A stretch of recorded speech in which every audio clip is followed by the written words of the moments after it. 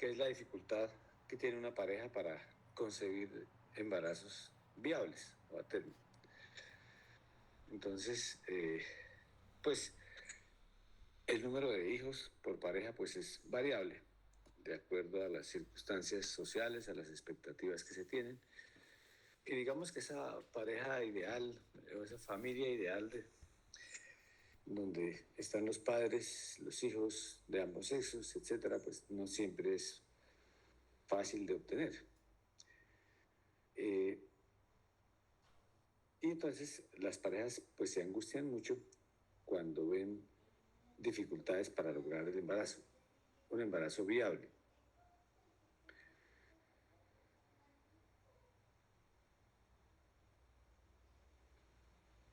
Hay dos términos que se usan, pues se usaban independientemente, que es esterilidad, que es la dificultad para embarazarse, y se habla de infertilidad cuando la persona se embarazaba y no podía llegar a un embarazo viable, porque tiene abortos, por ejemplo.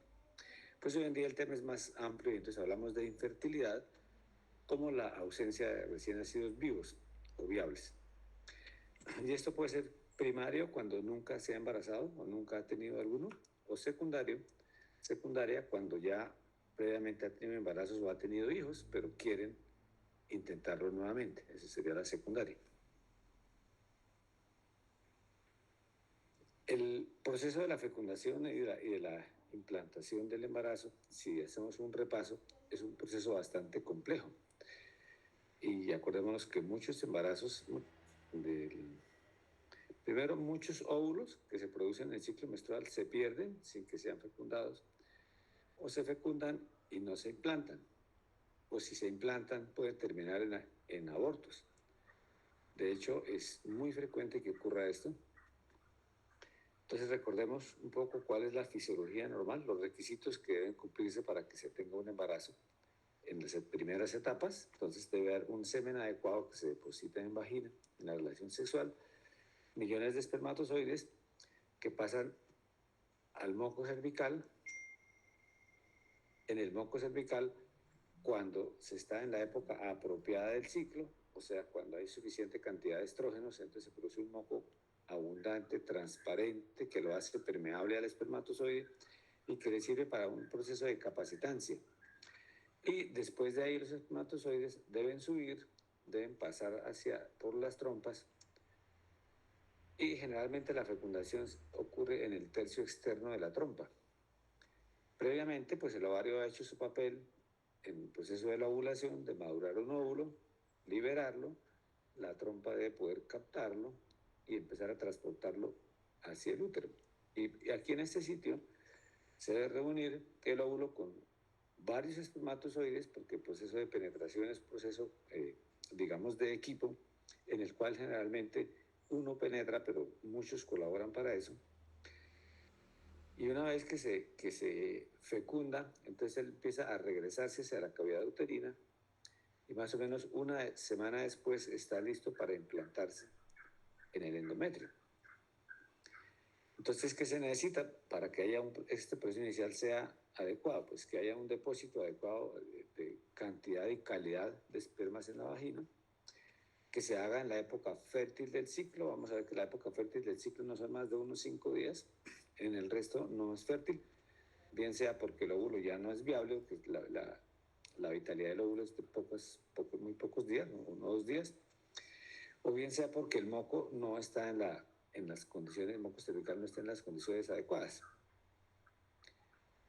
Como es un proceso sincrónico del organismo para la reproducción, pues generalmente cuando hay ovulación, pues el moco está bien, porque generalmente en la época próxima a la ovulación es cuando hay más nivel de estrógenos, cuando hay mayor cantidad de moco y está más delgado, más filante. Pero podrían haber patologías a nivel del moco cervical, como presencia de anticuerpos que aglutinen los espermatozoides, o procesos inflamatorios que produzcan alteración de ese moco cervical que impidan la adecuada penetración de los espermatozoides. Debe haber una adecuada capacidad espermática en el moco cervical. Ahí pueden durar vivos algunos días los espermatozoides.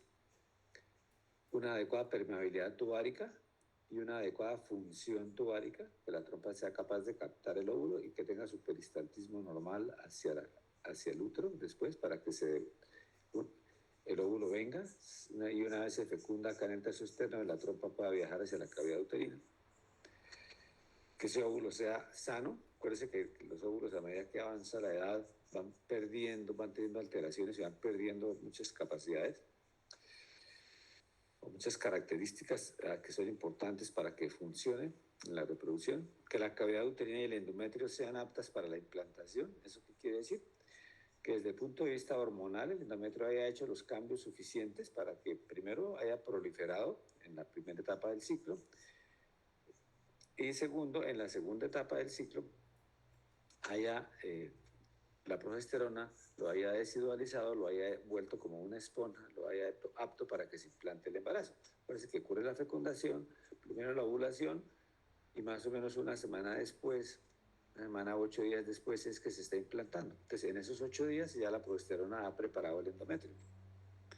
La cavidad uterina debe estar libre, que no haya defectos de la cavidad como pólipos, como miomas submucosos, como tabiques, que en un momento dado dificulten una buena implantación.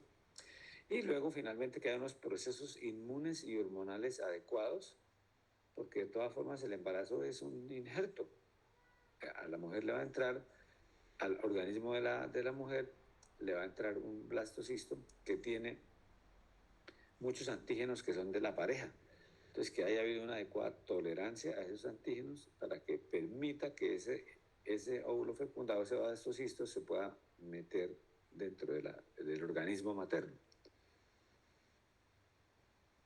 Si miramos la época de fertilidad, que es importante tenerlo en cuenta en este capítulo, digamos que esta es la fecha de la ovulación, un ciclo normal, consideramos un ciclo normal, digamos ciclo promedio de 28, 30 días. Y si esta es la época de la ovulación, se han hecho estudios para mirar cuál es el porcentaje, en qué días se embarazan las pacientes en ese ciclo, en el ciclo en que se embarazan con respecto a la ovulación, cuándo se embarazan.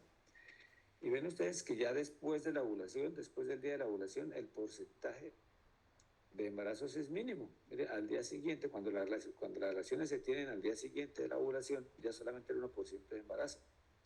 Si ese es el 10%, y fíjense que los mayores porcentajes están cuando se tienen relaciones entre 1 y 4 días previos a la ovulación. ¿Por qué? Porque decíamos el espermatozoide puede durar varios días y hace un proceso de capacitancia en el moco cervical. Entonces, la persona puede tener relaciones acá, 4 días después ovular o 3 días después ovular y se embaraza. Si las condiciones están dadas, todos los factores están normales. Pero si la persona ovula acá y tiene relaciones 1 o 2 días después de que ovula, probablemente ya no se embarace. Entonces, la época fértil básicamente es la época preovulatoria, es cuando es más fértil. Más o menos digamos que unos 4 días, entre 4 y 5 días antes de la ovulación es como la época fértil de las parejas. De ahí hacia, digamos, 6 días o más a la izquierda con respecto a la ovulación o 2 días o más a la derecha, la posibilidad de embarazo es mínima. En eso se basa el método de planificación del ritmo. Es que si la persona sabe más o menos en qué fecha ovule, pues ovula más o menos, o cuándo empieza a tener moco cervical filante en el cuello, pues se abstenga de tener relaciones o si las tiene use un método de planificación como preservativo. Después de que ya ovula, que ya el moco cervical se hace viscoso, pues la posibilidad de embarazo es mínima. O sea que hablando en resumen, más o menos en un ciclo de 28 días, diríamos que los días fértiles van del día 9 al día 14. En un ciclo de 30 días irían del día 11 al 16, más o menos. Que es como para tener en cuenta esa parte. Y el otro requisito, digamos en las parejas, para que la frecuencia de relaciones es que sean al menos 3 veces por semana, para que si no, digamos, si la persona tiene relaciones con esa frecuencia, pues puede caer en cualquiera de estos días y seguramente va a tener la posibilidad de embarazarse si sus relaciones caen en estos días preovulatorios.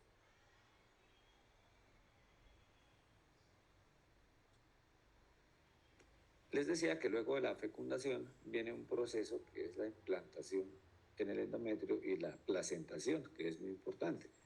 Entonces el óvulo se fecunda, empieza a multiplicarse las células, pasa por su etapa de mórula, de blastocisto, y por aquí en el blastocisto, en el día 6 a 8, se está implantando en el endometrio, se está metiendo dentro del organismo materno. Eso implica una serie de reacciones hormonales e inmunológicas que tienen que darse para que el organismo realmente acepte ese injerto como propio, y entonces pueda, sin rechazo, pueda entrar al endometrio, porque prácticamente en la placentación el embarazo se mete dentro del organismo materno. Y una vez que entra ahí, ustedes se acuerdan cuando vieron la clase de preeclampsia o de RCIU, que debe haber una invasión de las arterias espirales, que son las últimas de la línea de las arterias uterinas. Debe haber una invasión por el trofoblasto para que la pared de la arteria sea reemplazada por trofoblasto y se haga un endotelio nuevo, un vaso nuevo, para que aumente el diámetro de la arteria y entonces haya suficiente flujo de sangre en etapas posteriores del embarazo. Entonces, esto sería, por ejemplo, lo que es una arteria espiral en una paciente no embarazada. Esto sería una paciente embarazada que no hace adecuadamente la placentación, y entonces su vaso no aumenta suficiente, y esto sería lo normal, en el cual el trofoblasto se mete en, en la pared de la arteria espiral, y a partir de ahí se forma un nuevo vaso de una capacidad más grande para que aumente el flujo intervelloso. Pero eso como bases fisiológicas, más o menos, de lo que es el proceso de la fecundación, que es la implantación, que es un proceso bastante complejo, y donde intervienen factores anatómicos, factores hormonales, factores inmunológicos. Alteración de cualquiera de ellos puede llevar a que el embarazo no se logre, o que si se embaraza no pueda prolongarse hasta una etapa de viabilidad. Desde el punto de vista epidemiológico, ¿qué tan frecuente es en la infertilidad? La fertilidad de la madre va bajando, de la mujer va bajando a medida que avanza la edad, en años. Si nosotros miramos estas curvas, aquí tenemos un problema a la izquierda, y es que las muy jóvenes, las que no debían embarazarse, son muy fértiles. Y entonces ahí tenemos el problema de embarazos en adolescentes y los embarazos no planeados, que son un problema social importante y un problema familiar importante.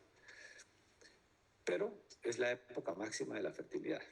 Y a medida que avanzan los años, la fertilidad va cayendo, y hacia alrededor de los 35 años la curva se hace más acelerada hacia el descenso. Ya después de los 45 años la posibilidad de embarazo es muy baja, así no se planifique, ya es muy cercana al cero. Hay embarazos y esas son excepciones, pero es muy raro. Y en cambio, mire lo que le pasa con la infertilidad, los problemas de fertilidad, que inicialmente son poquitas las sardinas que tienen problemas para embarazarse. Es que el problema de las sardinas es que se embarazan cuando no deberían embarazarse. Pero a medida que avanza la edad, entonces aparece otro problema, y es que mire la frecuencia de infertilidad cómo va aumentando a medida que aumenta la edad. Eso pues nos va a llevar a la conclusión de que la mayoría de los problemas de infertilidad nos van a consultar en pacientes un poco mayores, porque es donde es más frecuente.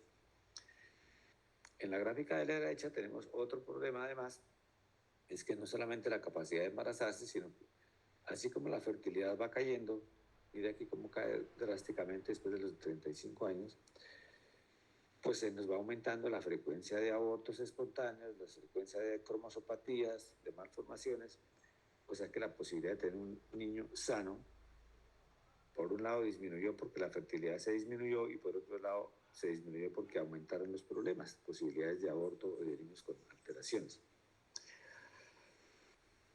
En la medida que las sociedades avanzan y la mujer se mete al aparato productivo de la sociedad y se capacita y va a la universidad y hace posgrados y pospone su unión con una pareja para buscar embarazos, pues entonces se nos va aumentando la infertilidad, porque cada vez vemos más mujeres un poco mayores que quieren embarazarse porque antes no quisieron, porque por situaciones de formación, de estudio, de lo que sea, pues no era la época ideal para tener embarazos. Entonces, obviamente con el transcurso del tiempo, a medida que avanzan los años o las décadas, pues vamos viendo que la infertilidad es un poquito más frecuente por ese otro factor, de que la mujer pospone un poco más su posibilidad de embarazarse. Claro, hoy hay técnicas también disponibles para que la mujer no planea embarazarse por alguna razón, pero que lo quiera hacer a futuro, pueda preservar óvulos. Entonces, en bancos de óvulos se mantienen óvulos congelados para que si más adelante la persona que no quiere embarazarse por las razones que sea muy temprano, lo quiere hacer más tarde, después de los 35 años, tenga óvulos jóvenes preservados con mayor posibilidad de fecundación y de fecundación con hijos sanos. Entonces, esa es una de las perspectivas que se abre hoy en día para la mujer que pospone su maternidad, la posibilidad de preservar óvulos en bancos de conservación.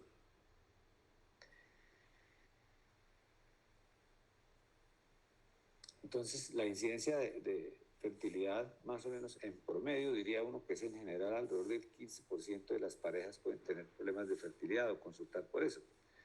Pero obviamente, como les decía, esto cambia a medida que la edad avanza. Es muy baja la consulta en las pacientes jóvenes, pero a medida que avanza la edad, el porcentaje de población infértil va subiendo. Digamos que entre los 37 y los 42, 43 años, pues es donde está el porcentaje más grande, el que puede llegar hasta el 60, 70%, alrededor de los 43 años, de población que quiere embarazarse y que no lo logra.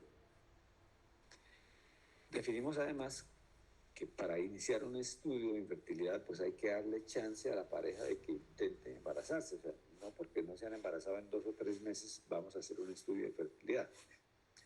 Entonces, en general, se requiere que en las pacientes menores de 35 años, empezamos un estudio cuando la mujer ha tenido 1 año de buscar el embarazo sin planificación, con relaciones uterinas frecuentes y sin haber planificado. Entonces, suponemos que ya al año todavía hay unas parejas que se tardan un poquito más en embarazarse, pero ese porcentaje es más bajo. Entonces, más o menos al año de tener ya 1 año cumplido de estar buscando el embarazo, se inician los estudios de fertilidad en las pacientes menores de 35 años. 45 a 39 años les damos un poquito menos de espera, primero porque el tiempo apremia y segundo porque es más posible que en ese grupo haya infertilidad. Entonces, generalmente a los 6 meses de haber iniciado la búsqueda del embarazo sin lograrlo, iniciamos el estudio. Así haya un porcentaje pequeño que todavía se van a embarazar espontáneamente después. O hacemos el estudio inmediatamente, sin esperar más tiempo, en pacientes mayores de 40 años o que tengan alteraciones del ciclo menstrual, que nos hacen sospechar algún factor ovulatorio, o que tengan un factor estructural conocido como endometriosis, o que se sospeche de alguna alteración en el factor masculino. Entonces, cuando ya hay una sospecha de entrada de que hay un problema, o cuando se tiene más de 40 años, el estudio se inicia inmediatamente, consulta a la paciente. Y la causa de infertilidad, pues es variable. Ustedes van a leer cuántos trabajos lean, pues las estadísticas van a cambiar, entonces los porcentajes no nos importa que se los aprendan así, tal cual, pero que tengan una idea. Este es un estudio donde estudiaron 250 parejas consecutivas, un estudio de fertilidad, y hicieron todos los estudios posibles para buscar la causa. Es relativamente reciente, del 2019. Y encontraron, este estudio, por ejemplo, encontró factor femenino es el más predominante, más o menos en un 43%, factor masculino en el 34%, nada despreciable, miren, una tercera parte por factor masculino, combinada, o sea, factores femeninos y masculinos o factores combinados, 17%, casi una quinta parte combinada. Y finalmente no encontraron la causa en el 10%, o sea, después de hacer todos los estudios posibles no se encontró la causa. Eso se llama infertilidad inexplicada o de causa no establecida. No es que no haya la causa, es que no tenemos todavía las herramientas para conocerla. Dentro del factor femenino, pues predominan el factor ovulatorio, cuando la paciente tiene problemas de ovulación, el factor tubárico, cuando hay alteraciones de las trompas, la endometriosis, y el factor uterino también juega papel, aunque está en el último lugar, que es por alguna malformación uterina, porque el útero tenga tabiques o porque tenga miomas o pólipos que hagan que se dificulte la implantación. Ese sería más o menos. Entonces, conclusión de esto, pues que siempre la infertilidad es un estudio de pareja, de la pareja, no vale la pena estudiar una sola persona, sino que casi siempre el estudio es de la pareja, porque puede haber factores de uno y otro lado que estén contribuyendo a la infertilidad. ¿Cuál es el enfoque diagnóstico entonces? Ya con esa introducción, pues obviamente como todo en medicina, miramos los antecedentes en la historia clínica, hacemos un examen físico adecuado y obviamente tenemos unas pruebas de apoyo, exámenes paraclínicos de apoyo diagnóstico. Entonces, este triángulo de antecedentes, examen físico y apoyo diagnóstico nos va a dar luces sobre la posible causa de la infertilidad. De los antecedentes, pues importante los obstétricos, se han tenido abortos, abortos a repetición tienen ciertas tendencia a causas, sobre todo genéticas, trombofilias, etcétera. Las patologías que se tengan, qué enfermedades ha tenido la paciente, el ciclo menstrual cómo es, si es regular, si es irregular, si tiene periodos de amenorrea, la frecuencia y el tipo de relaciones sexuales, que sea relación normal, con penetración en vagina, con depósito de semen en vagina, que se hagan en la época apropiada del ciclo, ¿no? Es que resulta que mi esposo maneja un camión o maneja un bus y él vive viajando, entonces cuando nos encontramos tenemos relaciones. Entonces, si ustedes miran la gráfica anterior de la época fértil del ciclo, que son solamente unos 4 o 5 días, pues si no le coincidió con esa fecha, pueden tener relaciones y no embarazarse. Entonces es importante mirar eso, que tenga relaciones en la época fértil, más o menos decíamos en esa época unas 3 veces por semana, siquiera. Que la salud de la pareja, investigar si su pareja tiene, si el hombre tiene alguna patología, alguna enfermedad importante. Y algo también importante cuando nos consultan por primera vez, estudios y tratamientos previos. La paciente puede tener ya estudios y no siempre hay que empezar de cero. Entonces, ver qué le han hecho, si ha consultado por eso, mirar los exámenes que le han hecho, los tratamientos que le hayan hecho. Eso como parte de los antecedentes en la historia clínica. Ya en el examen físico lo hemos visto cuando vimos anovulación y amenorrea, importante el peso, la talla, la presencia de acné o hirsutismo, el desarrollo mamario, si hay o no galactorrea, y obviamente que los genitales externos sean normales. Eso, y la vagina y el cervix, el moco cervical, y un tacto vaginal para ver tamaño de útero, a grandes rasgos. Eso sería el examen, ese es un examen físico completo. Perdón un momentico, perdón. Aló. Dígame. Sí, estoy ocupado. Bueno, y en el apoyo diagnóstico, pues vamos a ver un esquema de apoyos diagnósticos secuenciales para ir mirando la causa de la fertilidad, de la infertilidad. Entonces sería como no olvidarnos, siempre muy importante, como todo en medicina, la historia clínica, el examen físico adecuado y los apoyos diagnósticos en una secuencia lógica. Entonces, vea que aquí está más o menos enfoque inicial, nos vamos de una vez a los 3 factores, a las 3 causas fundamentales de la infertilidad, factores masculinos, factores femeninos, perdón, que incluyen factor ovulatorio y factor estructural, y el factor masculino. Estudiadas, ojalá simultáneamente. Si la paciente está contando por infertilidad, pues hacemos un estudio completo. No importa que por historia ya tengamos una orientación de cuál puede ser la causa, pero debemos descartar que no haya factores asociados. Porque si empezamos un tratamiento tratando una causa que determinamos y no hemos estudiado el resto, si hay una coincidencia, acuérdense que el 17% de los casos hay causas que coinciden, que son varias. Entonces la paciente puede no embarazarse, a pesar de que le hagamos un tratamiento aparentemente adecuado.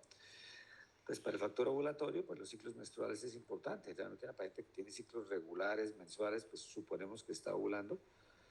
El moco cervical nos puede ayudar. Si nosotros hacemos un examen en una época premenstrual y vemos moco viscoso, escaso, suponemos que hay efecto progestacional. Al contrario, si la paciente tiene más de 20 días de su última menstruación y vemos un moco filante, transparente, pues pensamos que la paciente probablemente no esté ovulando. Pero en la paciente que tiene ciclos regulares mensuales podemos medir la progesterona sérica para verificar que esa paciente sí está ovulando realmente. Y niveles superiores a 3 nanogramos por mililitro nos hacen diagnóstico de que probablemente el ciclo fue ovulatorio. Eso medida entre el día 20 y 22 del ciclo en un ciclo de 28 a 30 días.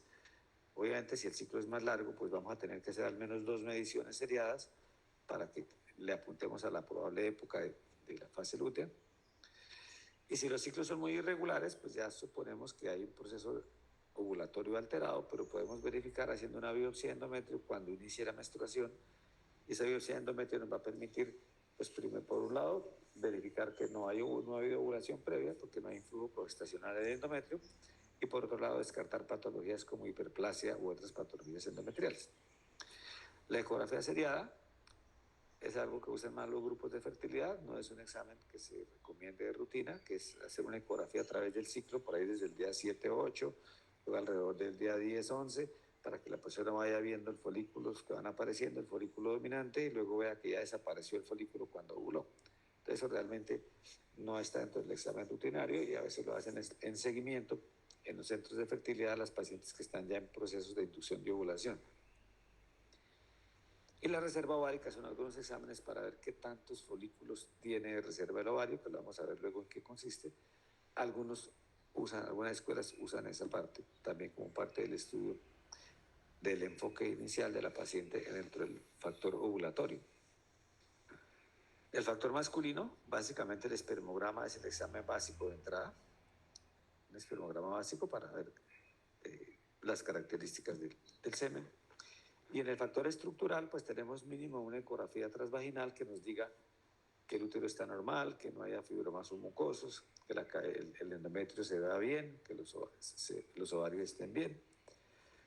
Ya cosas más específicas tenemos la histerosalpingografía, que es como la primera opción para ver permeabilidad de trompas, una radiografía donde se le coloca una copa al cervix y a través de esa copita le inyectan medio de contraste y toman placas y se mira si la cavidad uterina y las trompas son permeables.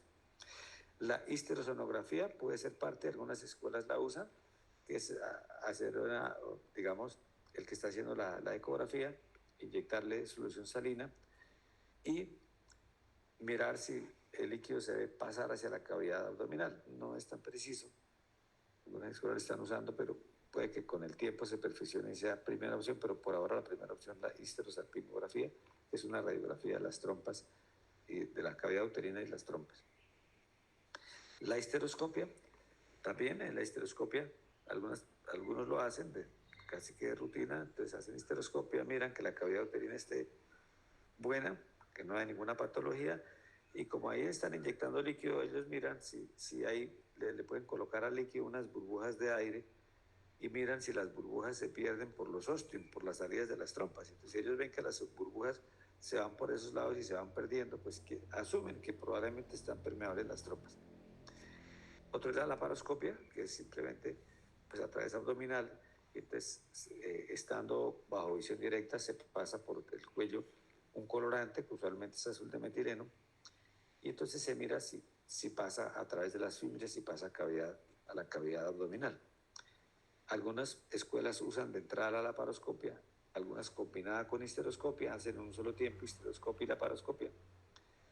Otros prefieren, mejor hagamos una histerosalpingografía como herramienta inicial y reservamos la laparoscopia cuando tengamos alteraciones en la histerosalpingografía para corroborarlo. Claro, es individualizando la paciente. Si una paciente tiene sospecha de alteraciones pélvicas por dolor pélvico crónico, por sospecha de endometriosis, etc., pues probablemente la laparoscopia le va a servir más como diagnóstico.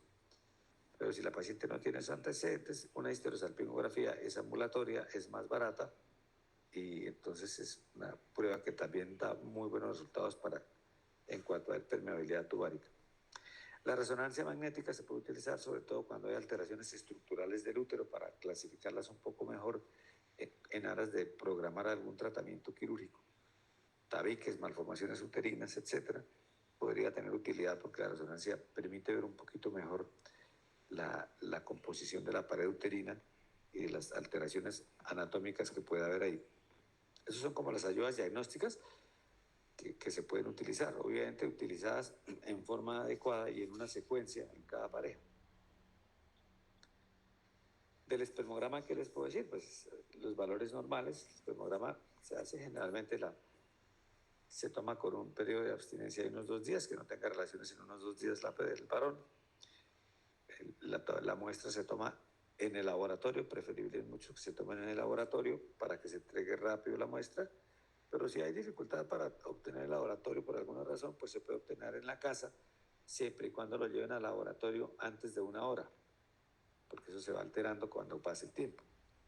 Entonces lo que se va a ver es el volumen, que sea mayor de 1.5 mililitros, el eyaculado usualmente tiene alrededor de 3 a 5 mililitros, el pH que sea alcalino, los espermatozoides totales deben ser mayor a 29 millones por mililitro, que haya al menos 15 millones por mililitro, que sean móviles, que más del 40% sean móviles, que la movilidad hacia adelante, o sea, los movimientos progresivos rápidos, sean mayores del 32%, y que no tenga aglutinación espermática. Aglutinación espermática, ¿qué es? Que los espermatozoides se ven como temblando, vibran temblando, pero no se mueven. Eso indica que hay algo que los está frenando y que está impidiéndoles que hagan un proceso adecuado hacia adelante. Y las formas normales, las formas anormales, ustedes van a ver en los reportes de espermograma que hay alteraciones de la cabeza, de la cola, de un montón de cosas. Es muy frecuente que haya formas anormales de espermatozoides. O sea, así como se producen tantos, también hay muchísimos anormales. Pues algunos consideran que las formas normales sean mayores al 4 al 14%, la mayoría dice 15% o más. Digamos que si los anormales son menos del 14%, pues es excelente. Si las formas normales, sí. Y si las formas normales, son menos del 4%, tiene un pobre pronóstico. O sea, no se preocupe porque el espermograma dice que hay alteraciones en la forma en el 20 o 30% de los espermatozoides. No, más importante es cuántos hay por mililitro y cuántos se están moviendo progresivamente, cuántos tienen movimientos progresivos hacia adelante. Y siempre que un espermograma sale anormal, se debe repetir unos 2 meses después para poder asegurar que el factor masculino está alterado. Porque resulta que puede haber noxas que alteren el espermograma en un periodo X y que en otro tiempo sea normal. Y ustedes saben que más o menos tarda 72 días desde que empiezan a formarse las primeras espermatogonias hasta que sale el espermatozoide maduro. Puede tardar alrededor de 70 a 72 días, de manera que es un poquito más de 2 meses el proceso de formación. Por eso no se debe repetir tan seguido, sino a los 2 meses repetirlo. Estos valores normales, yo le traigo estos, pero eso van a cambiar en los distintos textos que ustedes lean de las distintas escuelas, pero más o menos es tener una idea de valor normal que debe estar alrededor de esto. La reserva ovárica es un test que hay para mirar aproximadamente, calcular si hay buena reserva de folículos en el ovario o no, folículos centrales. Entonces, una de las cosas que más usan es la hormona antimuleriana. La hormona antimuleriana es una hormona que la producen los folículos, digamos, primarios y secundarios, folículos antrales. Entonces, si es una hormona antimuleriana a un nivel muy bajo, pues quiere decir que hay pocos folículos y sería poca reserva ovárica. Entonces se considera por debajo de 1 nanogramo por mililitro como alterada, o sea, pobre reserva ovárica. La otra forma de reserva ovárica, algunos miden empezando el ciclo, para entre el día 2 y el quinto, miden FSH y miden estradiol. Entonces, si la FSH está muy alta empezando el ciclo, mayor de 10, o el estradiol está muy alto, van a ver que probablemente no es una buena reserva ovárica. O la otra forma de medir la reserva ovárica es por ecografía transvaginal, contando la cantidad de folículos que se ven.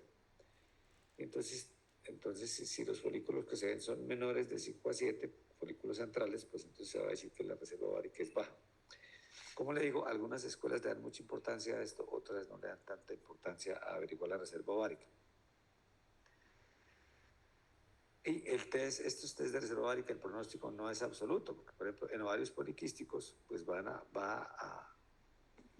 aparecer aparentemente una buena reserva ovárica, pero la paciente tiene un problema de anovulación. O cuando haya amenorrea de causa hipotalámica o hipoficiaria que no se está estimulando al ovario, pues seguramente van a aparecer pocos folículos y entonces va a aparecer pobre reserva ovárica. Pero cuando se le dé el estímulo adecuado, pues va a normalizarse. Entonces, el uso de anticonceptivos también, por un tiempo prolongado, también va a disminuir la reserva ovárica porque se va a disminuir la cantidad de folículos antrales porque el ovario está en reposo. Entonces, cuando se usa la reserva ovárica, pues hay que tener en cuenta estas cosas y que no es un test de pronóstico absoluto. Esto es un ejemplo de histerosalpingografías, que es la radiografía del útero y las trompas. Aquí viene el valor normal. Entonces, la copa está aquí en el cuello. Se introduce el medio de contraste y se toman placas. No siempre se ve esta imagen. Entonces, generalmente se toman varias placas, una inicial, otra cuando empieza la infusión, otras placas posteriores, y entonces generalmente las trompas no se ven permanentemente todo el tiempo. Lo que uno usualmente ve es que aquí hay una parte que no se ve, porque la trompa se contrae y es muy delgadita. Entonces uno ve que pintó la cavidad, y si pintó esta parte distal y salió el medio hacia cavidad, como aquí que estamos en la cavidad, pues es normal, así no veamos una parte de la trompa. O sea, rara vez vemos toda la longitud de la trompa, como en este caso. Es así como de libro, que usted ve toda la trompa, aquí están los pliegues normales de la trompa y ve como el medio de contraste sale a cavidad.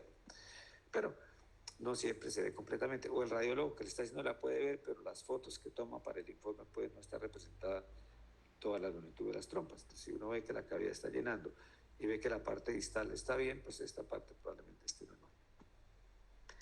Esto es patología, por ejemplo, obstrucciones distales de las trompas o hidrosalpis. Entonces, mire cómo está la cavidad y mire cómo aquí se llena la trompa más de la cuenta. Es una distinción importante, pero no pasa el medio de contraste hacia la cavidad abdominal. Igual pasa en esta, que se ve un poquito más larga, como una salchicha, y no se ve medio de contraste aquí en los alrededores. Se ve una obstrucción torácica distal. O puede aparecer esta imagen, donde usted pinta la cavidad uterina y no pinta trompas, y no pasa medio a la cavidad ni se pintan las trompas. Entonces, ¿qué pasa con la histerosalpingografía? Que cuando es normal, está bien, tiene un valor predictivo negativo del 95%, o sea, para ver patologías. Si está normal, es porque no hay patología, valor predictivo negativo del 95%. Pero cuando sale alterada, el valor predictivo positivo no es tan alto, 40%. Por eso decimos, si la histerosalpingografía es anormal, probablemente una laparoscopia ayude a complementar el diagnóstico posteriormente. Muchas pacientes, por ejemplo, tienen una imagen como esta, y en la laparoscopia las trompas están permeables. La histerosalpingografía se hace sin anestesia, y eso duele. Y la trompa puede hacer un espasmo, y por espasmo puede aparecer como una obstrucción proximal, porque el ostium se contrae. De manera que siempre que haya obstrucciones, sobre todo proximales, se deben confirmar por laparoscopia, porque ya con anestesia y con mayor presión es posible que la trompa se vea permeable. La laparoscopia pues es el otro método para evaluar las trompas. Entonces se va a ver no solamente se va a ver el aspecto del útero, se va a ver las trompas, no solamente si están permeables, sino el peritoneo alrededor, si hay adherencias o si hay procesos inflamatorios alrededor, se va a ver el ovario. Entonces, pues tiene sus ventajas, simplemente que es un procedimiento más costoso y con un poco más de riesgos que la histerosalpingografía. Entonces, se puede usar como evaluación tubárica y peritoneal inicial en las pacientes que tengan antecedentes de dolor pélvico crónico, sospecha de endometriosis, de patología pélvica, pues puede ser una primera indicación. O cuando sospechamos un ovario poliquístico, podría ser parte inicial cuando le corresponde un ovario poliquístico y queremos evaluar las trompas. ¿Por qué? Porque en la misma laparoscopia se puede hacer el dribbling ovárico, que es cauterizar todos esos folículos pequeñitos para que salgan los andrógenos y el ovario responda más a la ovulación. Por eso cuando hablamos de anovulación hablamos del dribbling ovárico. Acuérdense que antes se hacía la resección en cuña del ovario, que se abandonó porque puede producir adherencias y porque baja la reserva ovárica, pero se puede hacer entonces la coagulación con energía, evaporar todos los folículos que se vean, para que se libere cantidad de andrógenos y el ovario responda mejor. Entonces hay algunas indicaciones donde se puede hacer la laparoscopia. La otra indicación obviamente es cuando la histerosalpingografía nos da dudas o es anormal y queremos corroborarlo. Aunque los riesgos de digamos que la otra indicación para la laparoscopia es cuando haya bajo riesgo de complicaciones. ¿Cuándo se tiene bajo riesgo de complicaciones? Pues cuando la paciente no tiene antecedentes de cirugías previas, es una paciente muy obesa, etc.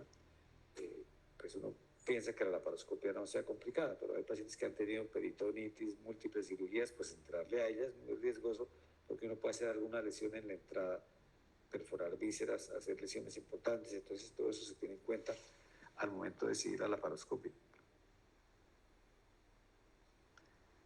Bueno, hablamos entonces de los métodos de diagnóstico del factor masculino, el espermograma como base, los métodos para evaluar la función ovárica, para ver si la paciente está ovulando o no adecuadamente, y algunos métodos para evaluar la función estructural. Entonces, hecho un diagnóstico de la infertilidad, si se encontró el diagnóstico, pues ¿cuál es el tratamiento lógico? Pues, como todo en medicina, tratar la causa, si es posible, o superar los obstáculos que estén alterados. Y nos aparece un capítulo que es la fertilización in vitro, que nos sirve para tratar problemas masculinos, problemas tubáricos o infertilidad de causa no establecida. Nos queda como posibilidad la fertilización in vitro. De inducción de ovulación, cuando el factor es anovulación, pues obviamente ya hablamos se puede hacer inducción de ovulación. Cuando el factor hay alteraciones del factor masculino, puede haber inseminación artificial con semen mejorado de la pareja o con semen de donante, puede haber donación de gametos, donación de embriones, obviamente el in vitro, y no olvidar que en fertilidad hay el estudio y tratamiento del aborto a repetición, que tiene un protocolo especial que ustedes ya lo vieron con la doctora Carol. Cirugía tubárica, cada vez se hace menos la cirugía tubárica, probablemente las obstrucciones distales por el hidrosalping, por obstrucción distal de la trompa, que son fáciles de solucionar. Probablemente todavía está vigente la recanalización tubárica. La recanalización tubárica en pacientes que se han ligado trompas y que se vea que tienen todavía segmentos apropiados de la trompa, porque hay veces que las trompas quedan muy alteradas y no sirven. Hoy en día, para obstrucción tubárica, la primera opción es la fertilización in vitro, pero como es muy costosa, pues puede pensarse en una cirugía tubárica cuando tenga buen pronóstico, porque la paciente, una vez hecha la cirugía, si le funciona, pues va a poder exponerse a embarazo durante muchos ciclos menstruales sin necesidad de costos adicionales. En un in vitro, pues cada ciclo va facturando y eso es costoso. Pero digamos que de acuerdo a la tecnología, la primera opción para una obstrucción tubárica hoy en día podría ser la fertilización in vitro. Cerclaje cervical para problemas de incompetencia y aborto a repetición. Y obviamente otros procedimientos como retiro de pólipos, miomectomías, resección de tabiques cuando hay problemas estructurales uterinos. El alquiler de útero para pacientes que no tienen útero y que necesitan fertilidad con todas las consecuencias legales y de salud que eso implica. Porque ustedes saben que un embarazo trae problemas. Entonces, si usted se ofrece como donante de útero para que usen su útero para un embarazo de un pariente, de una persona amiga, pues se expone a riesgos importantes y eso pues es importante porque es su salud la que entra en riesgo, de manera que esto de alquiler de útero se dan dos circunstancias. Primero, cuando hay parientes muy cercanos que quieran hacerlo, eso es como los trasplantes de órganos, los primeros opcionados son los familiares, o de pronto pagándole a una persona de escasos recursos, que le paguen una buena suma de dinero y que hagan un contrato muy bien hecho legalmente para que en un momento dado se pueda alquilar el útero y tener un embarazo. Entonces, eso tiene sus repercusiones legales, pero existe esa opción para la persona que no tiene útero por alguna razón, por problema congénito, porque tuvo que hacer una histerectomía muy temprano por alguna razón, y después quiere fertilidad, pues le queda esa opción de alquiler de útero con todos los riesgos que eso implica.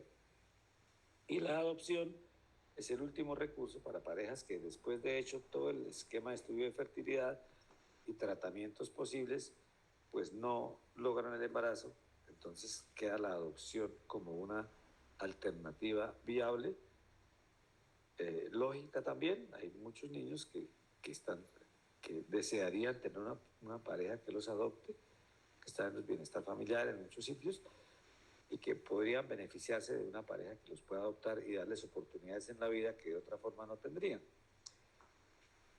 Esa es una posibilidad que existe. Entonces, estamos como resumiendo los manejos de la infertilidad. Inducción y ovulación, si hay una causa, corregirla. Por ejemplo, si es que la paciente no ovula por estrés, por factores hipotalámicos, porque previamente estuvo manejada con hormonales de depósito, etcétera, o porque está perdiendo peso por una anorexia nerviosa, pues eso, obviamente, o que tiene una hiperprolactinemia, pues son causas que se pueden tratar y entonces posterior al tratamiento de la causa la persona vuelve a ovular y entonces puede tener la posibilidad de embarazarse. Ya como inductores de ovulación usamos el clomifeno o el letrozol o las gonadotropinas o combinación de los dos. Ya lo hablamos en la clase de inducción de ovulación. Acordémonos que si la causa está a nivel de hipófisis o de hipotálamo, pues estos medicamentos no nos sirven, el clomifeno o el letrozol, porque ellos actúan a nivel del hipotálamo en el sistema de retroalimentación, aumentando la FSH al principio del ciclo. Entonces, si hay una alteración del nivel central o de la hipófisis, pues esa regulación no existe. Entonces, las gonadotropinas son la primera opción cuando la causa es por encima del nivel del ovario, a nivel de hipófisis, sistema nervioso central, y no se puede controlar de otra forma. Entonces, se usan gonadotropinas. O cuando ha fallado la inducción de ovulación con clomifeno o letrozol, se pueden usar gonadotropinas solas o combinados con ellos. Y siempre acordémonos que estamos hablando de fertilidad, entonces siempre que se inicia un manejo, una inducción de ovulación, se debe tener evaluada la permeabilidad tuvárica y el factor masculino, para que no nos llevemos a la sorpresa de que está la paciente dando inductores de ovulación durante un tiempo largo y al final vamos a ver que hay un factor masculino alterado o que hay unas trompas obstruidas. Pues eso no nos lo perdonarían las pacientes. Ya vimos en inducción de ovulación, el clomifeno, de 50 a 100 miligramos, del día quinto al noveno del ciclo. Acordémonos que él engaña al hipotálamo, hace que los receptores de estrógenos se copen y entonces capte el hipotálamo como que hay poco estrógeno circulando y entonces por ese mecanismo eleva la FSH. Al final lo que hace es aumentar los niveles de FSH para que la FSH reclute folículos, seleccione folículo dominante al inicio del ciclo menstrual, pues a través de la primera mitad del ciclo. El letrozol, que es un inhibidor de la aromatasa, este sí disminuye, no engaña el hipotálamo, que realmente disminuye el nivel de estradiol. Por el mismo mecanismo aumenta la FSH. El efecto final es el mismo, aumenta los niveles de FSH al principio del ciclo para que se recluten folículos y seleccione folículo dominante. Dosis de letrozol de 2.5 a 5 miligramos al día, igual que el clomifeno al quinto al noveno día del ciclo. Ya de acuerdo a la experiencia de cada escuela o a lo que se consiga o a la tolerancia, pues va a ver si se escoge de entrada clomifeno o letrozol. Y con gonadotropina les decía, cuando hay una falla hipotalámica o hipofisiaria, o cuando hay una pobre respuesta a clomifeno o letrozol, las gonadotropinas se pueden utilizar combinadas, viene presentación combinada que tiene FSH y LH, o viene FSH pura, y se complementan con gonadotropina coriónica que reemplaza la LH. O sea, cuando se inicia la inducción de ovulación y cuando ya por ecografía se ve un folículo adecuado, entonces se le da la gonadotropina para que se rompa el folículo. La gonadotropina coriónica hace las mismas veces la LH. De manera que eso sería la inducción con gonadotropinas. Esta inducción con gonadotropinas puede inducir síndrome de hiperestimulación ovárica, que puede ser muy grave. Entonces, por eso se requiere monitorización del ciclo menstrual. Generalmente esto lo hacen ya grupos de fertilidad y entonces hacen control periódico de estradiol y de ecografía para abortar aquellos ciclos en los cuales haya sospecha de hiperestimulación o terminar los ciclos en aquellos en que no haya esa sospecha. Inseminación artificial para factor masculino puede ser semen mejorado o semen de donante. Se puede hacer a nivel cervical en la época preovulatoria del ciclo menstrual o se puede hacer intrauterino. Entonces, en cualquier qué sitio esos funcionan. Ya cada escuela, de acuerdo a su experiencia y al caso en particular, decidirá qué tipo de inseminación hace. Eso sería la parte de inseminación. La fertilización in vitro, pues tiene sus indicaciones. Cuando hay un factor tubárico alterado, en casos de donación de óvulos, cuando no sea fácil, la paciente que guardó los óvulos y que ya es mayor de edad y que tiene óvulos congelados o que quiere intentar embarazarse con mayor éxito, entonces lo hace con óvulos de donante joven. Es importante la preservación de óvulos, no solamente por la edad, sino en pacientes que ya hacen tratamientos de quimioterapia o radioterapia, por ejemplo, por lesiones malignas y que están jóvenes. Ustedes saben que la quimioterapia y la radioterapia pueden dañar la reserva ovárica porque alteran los ovarios también. Entonces, antes del tratamiento se puede hacer la preservación de óvulos en bancos para que se tenga la posibilidad después, cuando ya pase el problema y se quiere embarazar, de utilizar esos óvulos preservados. Indicaciones de ICSI, que es fertilización intracitoplasmática. Entonces, la fertilización in vitro se hace de dos formas. Una es colocar los óvulos con un pool de espermatozoides para que alguno de ellos trabajen en equipo, pero alguno de ellos penetra y hace la fecundación. O el ICSI, cuando hay pocos espermatozoides y queremos ayudarlo en ese proceso de la ruptura de la membrana, que normalmente la hacen entre muchos espermatozoides que producen sustancias líticas. Entonces se puede con una micropipeta perforar el citoplasma y colocar el espermatozoide directamente en el óvulo. Eso sería el ICSI para manejo de factor masculino. Y como les decía, puede haber donación de embriones en el caso de que pues sea difícil tanto la madre como de la pareja tener embriones, una paciente ya de edad o una paciente que no tiene manera de recuperar óvulos y además hay un factor masculino alterado. Entonces esa paciente pues, puede ser posibilidades de hacer una donación de embriones. El problema es que mientras más antígenos extraños lleven, más posibilidades de preeclampsia. Entonces, cuando se hace un embarazo con donación de óvulos o de semen, pues se aumentan un poco las posibilidades de preeclampsia. Digamos que cuando la fecundación es con las mismas células de la pareja, de la mujer o del varón de la pareja, ellos han tenido relaciones sexuales durante un tiempo.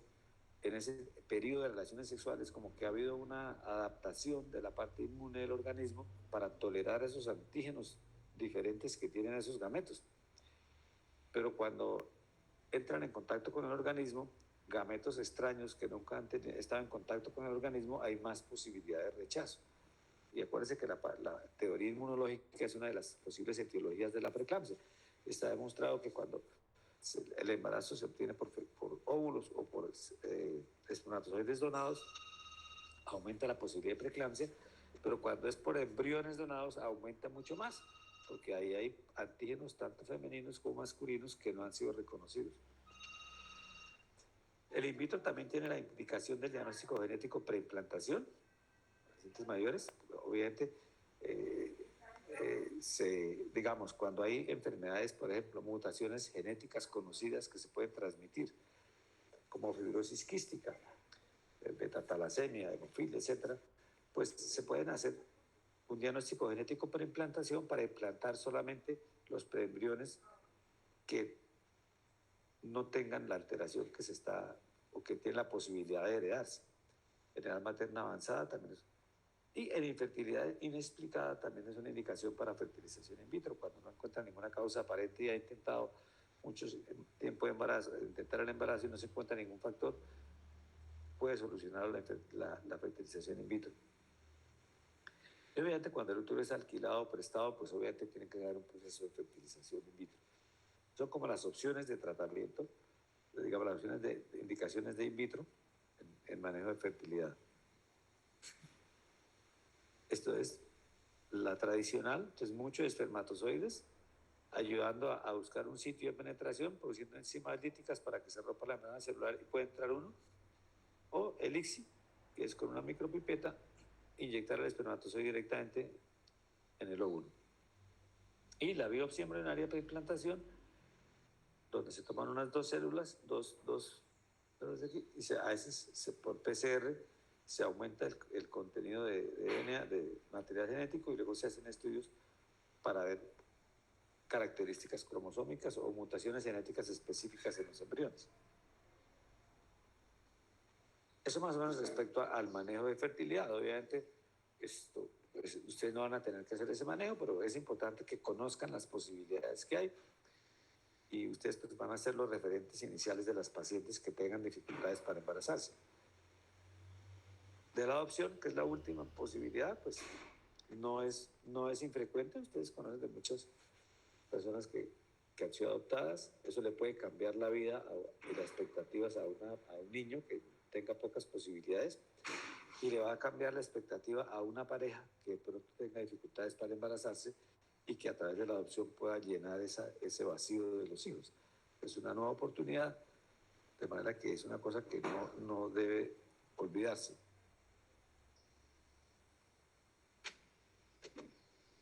No necesariamente tienen que ser igual raza, iguales rasgos.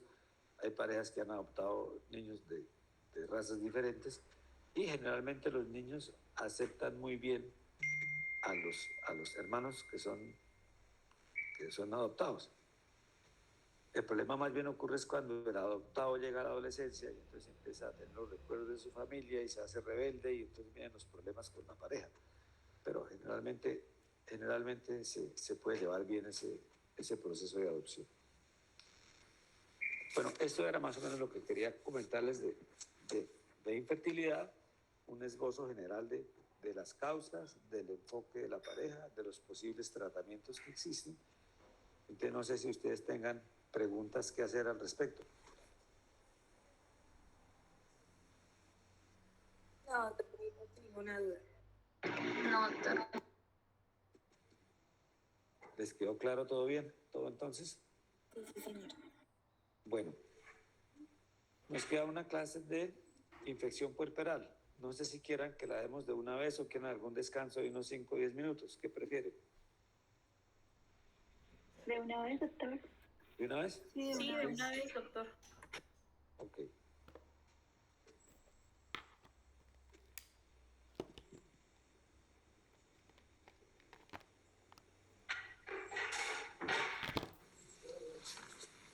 Bueno, yo me voy a cambiar otra vez de sitio. Ya antes había muchos ruidos por aquí en el estudio, pero vamos a ver entonces.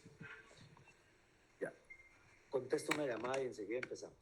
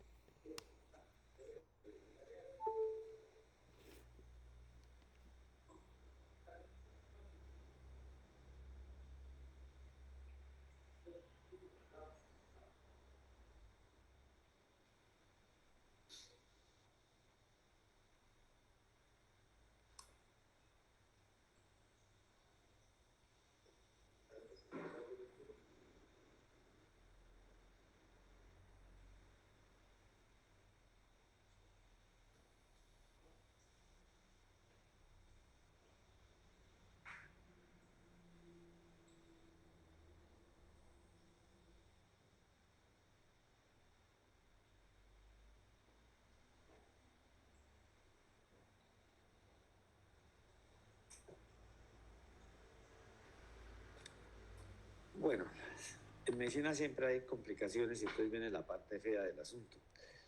Pero pues nos toca afrontarlas y manejarlas lo más temprano y de la mejor forma posible.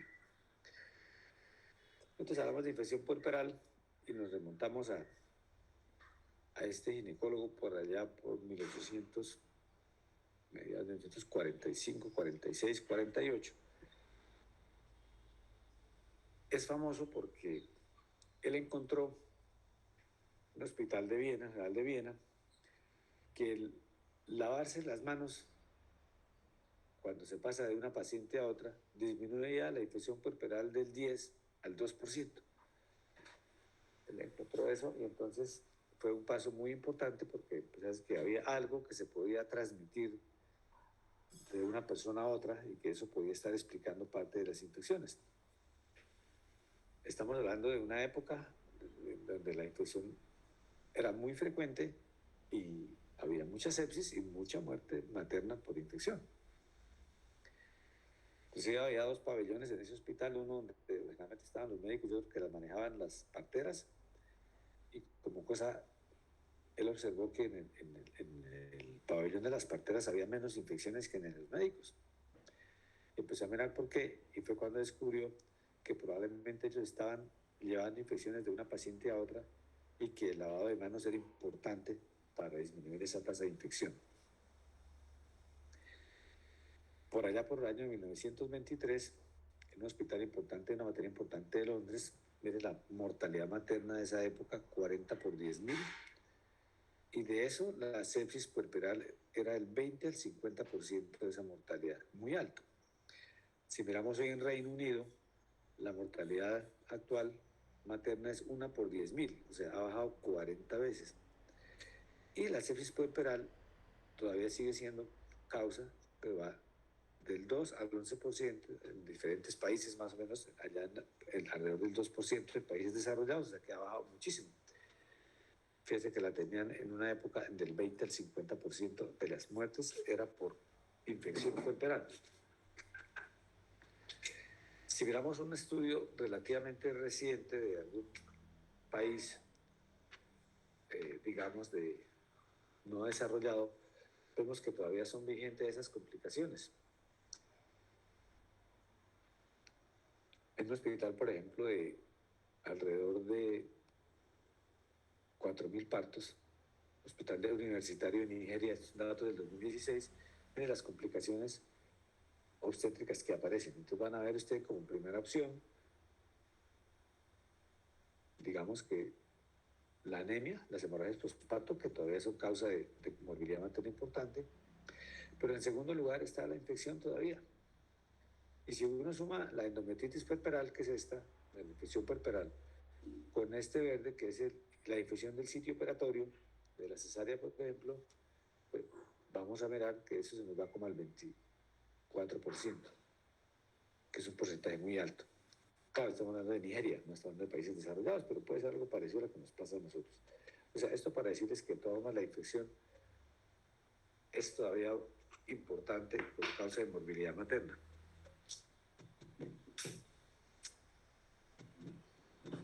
Estoy cargando el equipo que se le quiere apagar. Ya. Si hablamos de infección puerperal, tenemos 3 sitios específicos que nos pueden presentar infecciones después de un evento obstétrico. La mama, la mastitis y los huesos mamarios, es frecuente. La infección genital, endometritis, enfermedad inflamatoria pélvica, y la vía urinaria, infecciones urinarias. Muchos procedimientos quirúrgicos a veces se pasan sondas, por ejemplo en las cesáreas, cateterismos vesicales, que conllevan la posibilidad de infección urinaria. Entonces son como los 3 sitios que debemos tener pendientes en una paciente puérpera que está consultando por síntomas sugestivos de infección, descartando que tenga que ver con su problema obstétrico previo, pues vamos a mirar mama, vamos a mirar aparato genital, herida quirúrgica si es un procedimiento quirúrgico y vía urinaria.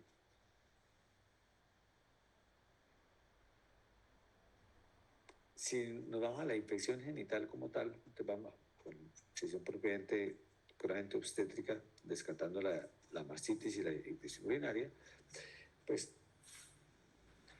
infección en la herida tendríamos en la cesárea o en la episiotomía. Más frecuente en la cesárea que en la episiotomía, pero las dos se presentan. Tenemos la endometritis, que es la infección, inflamación del endometrio. La miometritis, cuando esa infección progresa al miometrio y hay focos infecciosos dentro del miometrio, es muy grave. La pelviperitonitis, cuando la infección pasa por las trompas y nos produce infección a nivel del peritoneo. Y tenemos también la tromboflebitis pélvica, tromboséptica, cuando esas infecciones nos producen en los vasos vecinos al útero, nos van a producir trombos que se van a diseminar de ahí a pulmón y a otros sitios. Y tendríamos el estado final, que sería la sepsis, la septicemia y el shock séptico, que es a donde no queremos que lleguen las pacientes. Ya lo vemos cada vez menos, pero en una época era frecuente. Cuando nosotros estudiábamos en el Hospital González Valencia, en la UIS, en el departamento de ginecología, había un pabellón de sépticas. Se llamaba así sépticas, y uno rotaba por allá por sépticas. Y le metía todas las pacientes que estaban infectadas, y eso era bastantes, 10, 15 pacientes permanentemente en el servicio de sépticas, de manera que hoy tal vez ya obviamente es menor el número, ya hoy no se manejan en servicio aparte, ya en las clínicas, todas las clínicas y hospitales se manejan prácticamente dentro del mismo ambiente de hospitalización, pero pues sigue siendo una patología que es bastante importante. De la miometritis, importante, pacientes que están sépticas, que hacen sepsis y shock séptico, muchas de ellas tienen miometritis, o sea, cuando la infección del endometrio se pasa al miometrio, la cosa se complica serio. Puede pasar a sepsis y shock séptico, y el tratamiento puede requerir histerectomía. Bueno, esa es como la orientación inicial de las posibles infecciones que vamos a tener. Vamos a desglosarlo un poquito más por áreas. Endometritis, pues endometritis es más frecuente, de pronto pues varía, las estadísticas varían de acuerdo también a la frecuencia de cesárea, ¿no? Aquí en un estudio del 2018 en Colombia se encontró que endometritis posparto eran el 65.5% y poscesárea 34.5%. Claro, hay más partos que cesáreas, pero en un estudio de Medellín, donde miraron 26.000 partos contra 13.000 cesáreas aproximadamente, y encontraron 192 casos de endometritis, endometritis posparto aumentó mucho, 74%, y poscesárea 26%. Claro, en la medida que hagamos más cesáreas, tenemos más infección poscesárea. Pero la infección por parto es importante también porque en el parto hay más posibilidades de que se queden restos si no se hace una revisión de cavidad uterina de rutina, mientras que en la cesárea es menos posible que se queden restos. Ahí entran otros factores diferentes. O sea, dentro de la etiología de la endometritis, pues una de las posibles es la retención de restos placentarios, que es más frecuente en el parto que en la cesárea. Otros factores pues son más frecuentes en la cesárea.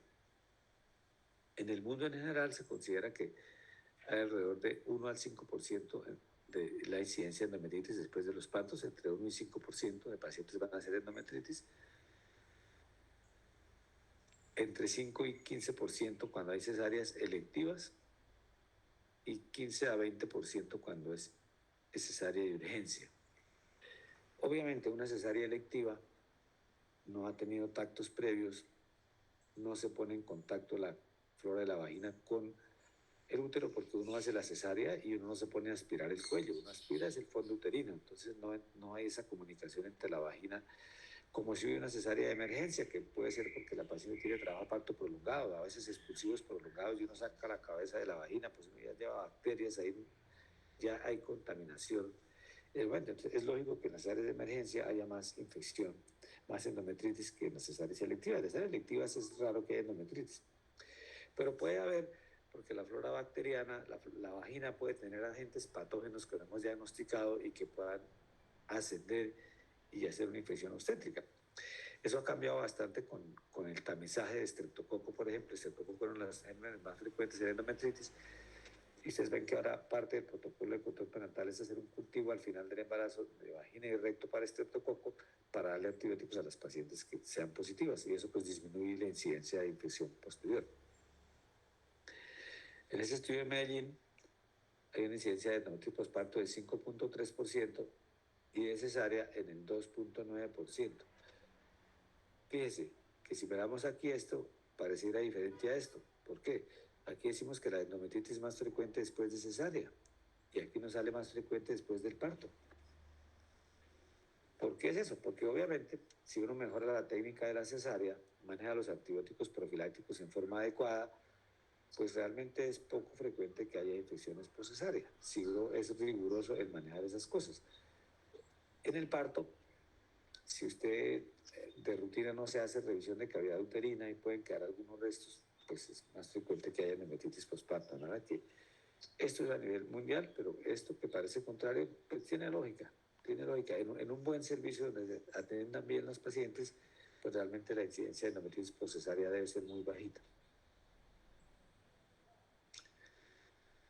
Factores que intervienen para que haya esto, pues el pobre control prenatal, bueno, decíamos que si no se tratan las infecciones en el prenatal o no se tiene un cultivo al final para saber a qué pacientes darle antibióticos, pues obviamente es más posible que haya infección.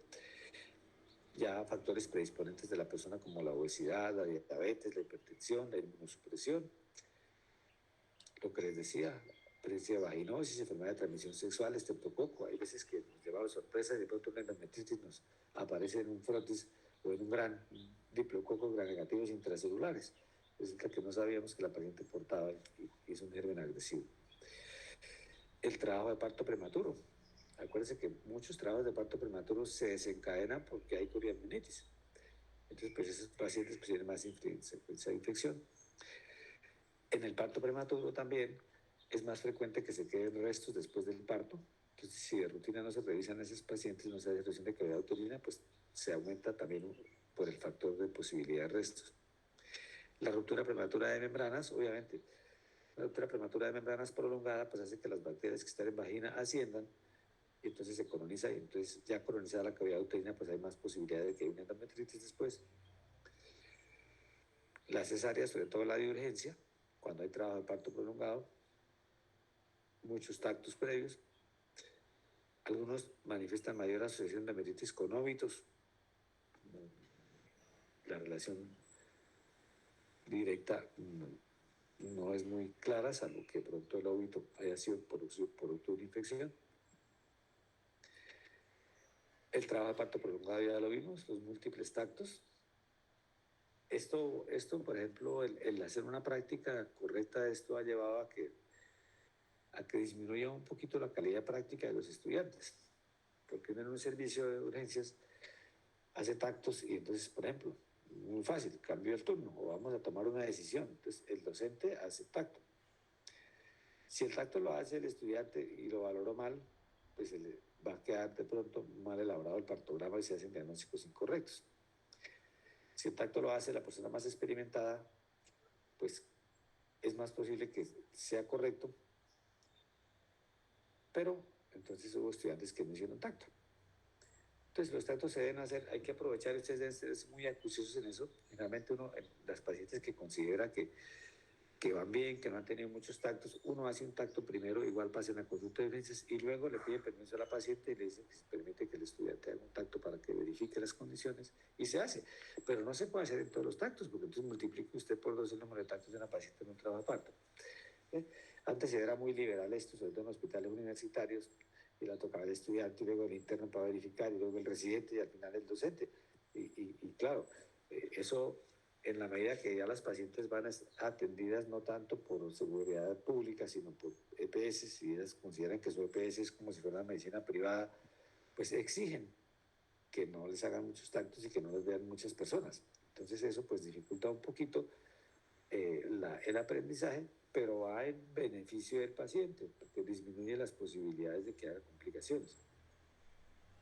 La hemorragia posparto, el parto instrumentado, perdón, también predispone, el parto espátulas o forces, eso conlleva a veces la presencia de desgarros. Generalmente se hace en pacientes que han tenido trabajos de parto prolongado, muchos tactos, entonces, pues por eso tal vez en ese grupo de instrumentados pues es más frecuente tener incidencia de endometritis. Hemorragia posparto, en gran parte porque muchas hemorragias pueden ser por retención de restos. La retención de restos, en cambio, fíjate que la revisión de cavidad uterina como tal no aumenta la incidencia de infección. Entonces, el solo hecho de que usted revise a una paciente después de un parto no implica que le coloque antibióticos. A no ser que los coloque porque la paciente tenía estreptococo o porque tuvo muchos tactos o trabajo de parto prolongado y usted le da antibióticos, pero por el solo hecho de la revisión de cavidad uterina no aumenta el riesgo de infección. Con el líquido meconeado también es un poquito más frecuente la incidencia de infecciones de endometritis y obviamente personal en entrenamiento. Cuando las pacientes son manejadas en mayor proporción por personal de entrenamiento, pues obviamente hay más incidencia de complicaciones, no solamente de infecciones, sino de otras complicaciones. ¿Cómo se hace el diagnóstico de endometritis? Pues síntomas de infección como fiebre, dolor en hipogastrio, útero doloroso a la palpación o subinvolucionado, un útero que no ha involucionado bien, hemorragia también, pacientes que sangran, la presencia de loquios fétidos, o hematopurulentos. Pueden no ser fétidos, pero ser de aspecto purulento. Por ejemplo, el estreptococo y el estafilococo no producen secreción fétida, pero uno ve una secreción así como achocolatada, como salmonelada, dice, esto es como anormal, así no esté fétida. Otros, como los gram negativos y los anaerobios, pues se caracterizan por la fetidez, entonces en esos casos es muy fácil.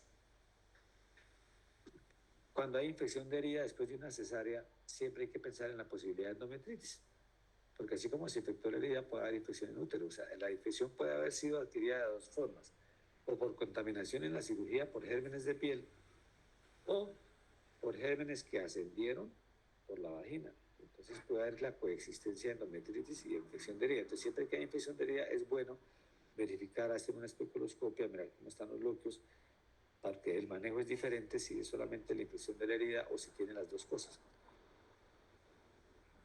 Lo otro, para que no se sospechar, fuera de estos de la izquierda, que no se sospechar endometritis, pues es ya la aparición de signos de sepsis, leucocitosis mayor de 15.000, con leucopenia o con neutrofilia, la PCR elevada, el pulso materno mayor de 100, taquipnea, la gente que está hiperventilando, pues es un signo temprano de hipoxemia, plaquetopenia, el dímero de aumentado. Bueno, esos son síntomas adicionales que nos pueden hacer sospechar el proceso infeccioso. Entonces, dependiendo del estado de la infección, pues va a estar más o menos comprometida la paciente. Entonces vamos a encontrar más o menos datos en el examen físico. La infección de la etiología, digamos, ¿qué bacterias están comprometidas en la endometritis? Cuando hacemos diagnóstico de endometritis pensamos que es una infección multibacteriana y que generalmente es ascendente. Son esos tres. Entonces vamos a tener aerobios y anaerobios. Entonces, acuérdense que la flora de la vagina es muy parecida a la del colon. Entonces, pues con base a eso vamos a hacer el manejo. De los aerobios, de los más frecuentes son el estreptococo, AOE, el enterococo, estafilococo y la E. coli y la Klebsiella son como los más comunes de los aerobios. De los anaerobios tenemos peptostreptococos, bacteroides, Clostridium, Prevotella, y la lista es bien grande. Y cuando la endometritis es tardía, que se presenta después de 7 días del parto o de la cesárea, debemos sospechar otros gérmenes como clamidia, que no son tan comunes cuando la endometritis es relativamente reciente.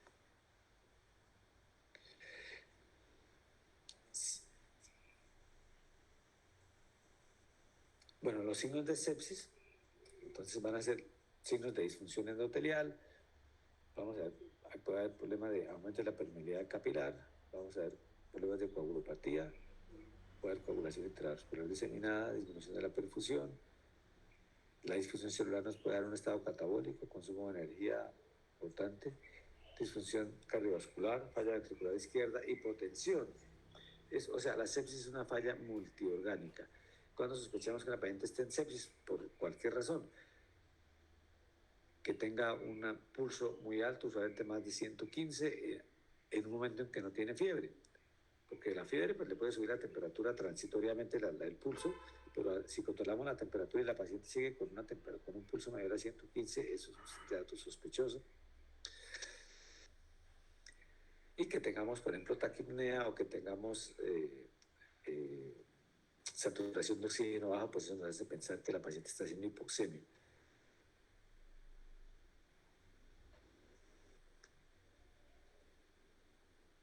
Bueno, eso, digamos, antes de seguir adelante, bueno, más adelante lo vamos a ver tal vez en cuanto a profilaxis. La prevención. La prevención de la infección puerperal, pues obviamente hemos visto cuáles son los factores que predisponen, pues evitando esos factores predisponentes, pues vamos a disminuir la posibilidad de infección. Tratar las infecciones genitales en el control prenatal, tratar la vaginosis, las infecciones urinarias, el cultivo rectal y vaginal para estreptococo al final, ya en el trabajo de parto reducir el número de tactos, no hacer tactos tan frecuentes. ¿Cada cuánto se debe hacer un tacto en el control prenatal? Por ejemplo, esa pregunta. ¿Qué les enseñaron a ustedes? ¿Cada cuánto se hace un tacto en el control prenatal? A ver si nos ponemos de acuerdo en algo.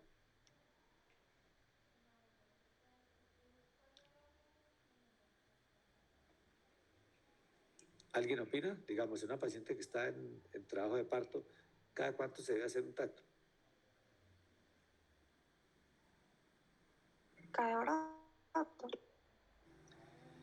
Realmente no hay una, digamos, una hora precisa. Si usted está, por ejemplo, en una inducción del parto y está haciendo maduración cervical, pues usted no le hace tactos tan frecuentes, usted le hace monitoreos para ver, sobre todo si son misoprostol, que no haya, que haya policistolia o que si la hay no haya surgimiento fetal. Pero usted no espera que el cuello le cambie en cuestión de 1 o 2 o 3 horas, entonces usted espera más tiempo. Ya en fase activa, cuando la paciente está en fase activa, pues el tacto puede ser desde cada 2 horas hasta cada media hora o a veces 15 minutos, porque es variable. Usted puede tener una paciente multiestante que está en 7 centímetros, le rompió membranas y a la media hora le puede decir tengo ganas de pujar, pues tiene que repetir el tacto. Pero lo hacemos básicamente porque estamos sospechando que hay cambios importantes. Si no es eso, por ahí más o menos cada 2 horas puede ser, entre 1 y 2 horas puede ser el intervalo adecuado. Obviamente usted hace la evaluación horaria, cuántas contracciones tiene, qué intensidad tiene, cómo está la fetocardia. Pero no necesariamente tiene que ser tactos cada hora. Si usted lo hace cada... Depende también de la etapa, ¿no? Porque si usted, por ejemplo, tiene una paciente que le entró expulsivo y ya pasó 1 hora y no lo ha tenido, pues hay que valorarla, ¿no? Pero si usted la tiene en 4 o 5 centímetros, pues puede irse a 2 horas si no hay ningún problema que le haga sospechar que haya problemas antes, que esté, digamos, con ganas de pujar o algo. Entonces es un poquito, eso de cada hora es una guía, pero no es una cosa absoluta. Puede ser un poco más distanciado o a veces puede ser más frecuente dependiendo del caso. Pero la idea de todas formas es reducir el número de tactos, ¿no? Y como les decía, pues en la parte de enseñanza, que eso nos dificulta un poquito, pues procurar que todos los tactos no se hagan hechos por 2 personas. En alguna ocasión, alguna paciente, pues la toca el especialista y luego la evalúa, bien ser interno o bien ser estudiante, para que vaya mirando, vaya corroborando y aprendiendo a mirar los datos. Entonces, no se molesten, no se preocupen si de pronto no hacen muchos tactos en trabajo de parto, porque es eso, ¿no? A veces es, primero porque a veces hay que dar tacto para toma de decisiones y entonces lo debe hacer la persona más experimentada. Y segundo, porque tratamos de disminuir el número de tactos en las pacientes. Pero obviamente ustedes participarán en las pacientes que no tienen trabajo de parto prolongado, que no se les ha hecho muchos tactos, pues el especialista hace un tacto y posteriormente a eso pues es factible que el estudiante haga un tacto para que corrobore los datos que encuentre el especialista. Evitar la retención de restos placentarios. ¿Cómo se hace eso? Algunas escuelas de rutina, bueno, de rutina usan analgesia obstétrica, ¿no? Que no la usamos nosotros todavía, pero en las escuelas de rutina se le pone analgesia epidural a las pacientes, y entonces si la paciente tiene analgesia epidural le ponen un refuerzo para el momento del parto, y entonces la paciente tiene cierto nivel de anestesia, no le va a molestar, entonces es fácil hacerle una revisión de cavidad uterina porque la anestesia está puesta. Pero donde no se hace de rutina la revisión de cavidad, porque no hay analgesia de rutina, analgesia obstétrica, pues se debe hacer ante la menor sospecha de que algo no está bien. Esa menor sospecha, el primero es el sangrado, el paciente que sale de la placenta y empieza a sangrar y no le pasa y continúa sangrando, entonces usted está haciendo la episiotomía y entonces si es que requiere episiotomía y no se toma el tiempo de esperar un poquito a aclarar la causa de sangrado, pues después de que hace la episiotomía es más difícil hacer una revisión. Entonces, las pacientes que empiezan a sangrar un poquito más de la cuenta, uno debe posponer la episiotomía si hay que hacerla y más bien hacer una revisión de cavidad uterina. Entonces le coloco una analgesia endovenosa, puede ser 3 centímetros de fentanil, que lo puede colocar uno, y eso le da un grado de tolerabilidad a la paciente porque la revisión duele. En la revisión usted tiene que entrar hasta el fondo de la cavidad uterina y tiene que hacer un leve grado digital con los dedos, tiene que revisar y sacar todos los restos. Entonces es un procedimiento doloroso, pero se debe hacer o sea, lo más temprano posible. Las complicaciones ocurren porque la paciente tuvo el parto y empezó a sangrar un poquito más de la cuenta, entonces dice, no, póngale oxitocina, y siguen superando la episiotomía y luego pasa a recuperación y de pronto al rato en recuperación le llama al bueno, doctor, esa paciente está sangrando mucho y resulta que ya la paciente ha sangrado mucho. Y todavía hay algunos que dicen, no, póngale metecin, póngale tal cosa, y no la revisan. En cambio, si se hace una revisión temprana, la revisión de cavidad uterina estimula la contracción del útero y además le permite a uno descartar presencia de restos. Entonces uno hace la revisión de cavidad uterina y revisa el canal del parto, que no haya desgarros en vagina o en el cuello. Entonces es la forma de evitar los restos placentarios, ¿no? Ser un poquito más rápidos en las revisiones de cavidad uterina cuando no se hacen de forma rutinaria. Utilizar guantes limpios o estériles. Nosotros antes no usábamos sino guantes estériles, ahora es que está la moda del guante limpio. Pero los guantes están limpios mientras están empacados en su caja como vienen. Cuando usted saque el guante y lo toma con sus manos que están contaminadas, yo quisiera que ustedes, estando en los servicios de la clínica, cualquier día les hagan un cultivo de las manos a ver qué les cultivan. Y son gérmenes hospitalarios. Entonces, esos guantes limpios se deben manejar como si fueran estériles. No tocarlo de la parte de los dedos, sino de la parte de la muñeca. Colocárselos sin tocar con los dedos, sin tocarlos con los dedos. Pues, y no dejarlos en la caja siempre. Eso de que a veces los ve uno sacar guantes limpios de los bolsillos para los tactos, y ¿esto qué es? Por favor, eso ya no son limpios, son guantes recontaminados. Entonces es importante tener eso en cuenta, tratar de usar guantes limpios. En las pacientes con ruptura de membranas, pues usamos guantes estériles para hacer los tactos. Bueno, y la otra parte de la prevención de la infección puerperal es el antibiótico profiláctico, que muchas veces no es ni tan profiláctico, sino es terapéutico temprano. Entonces, ¿cuándo se usan? En ruptura prematura de membranas. Ustedes ven que la paciente que pasa más de 12 horas de ruptura de membranas se le coloca antibióticos. La paciente que va a cesárea. La paciente que va a cesárea debe recibir profilaxis antibiótica. Y en la cesárea, la profilaxis es diferente si usted está haciendo una cesárea programada o electiva, donde no hay tactos, donde tiene membranas íntegras, porque en esa cesárea, si usted la hace bien, pues realmente no hay chance de contaminación, es una herida limpia, porque no entra a contacto con vagina. Entonces ahí la profilaxis es una dosis que se administra en quirófano, ojalá antes de empezar la cirugía, y que generalmente es una cefalosporina de primera generación, cefazolina, por ejemplo, que es lo que ustedes ven que se usa en muchos sitios. Pues eso, puede que eso cambie de acuerdo a cada hospital y a cada época, según sensibilidades de los gérmenes. Pero ese antibiótico lo que está es tratando gérmenes de piel para evitar infección en la herida. Entonces eso es suficiente con una dosis y se coloca una dosis de ese antibiótico allá. Pero si usted lleva a una cesárea a una paciente que tuvo un trabajo de parto prolongado, que se estancó en 6 o 7 centímetros, o que llegó a expulsivo y usted tiene que sacar la cabeza de la vagina para sacar el feto, esa paciente ya está contaminada la cavidad uterina. Ahí el antibiótico profiláctico básicamente es terapéutico. Entonces usted no le puede poner. Entonces, ¿qué gérmenes han subido? Pues, ¿qué antibióticos da usted cuando hay una ruptura de colon, por ejemplo? Pues no le va a dar cefazolina.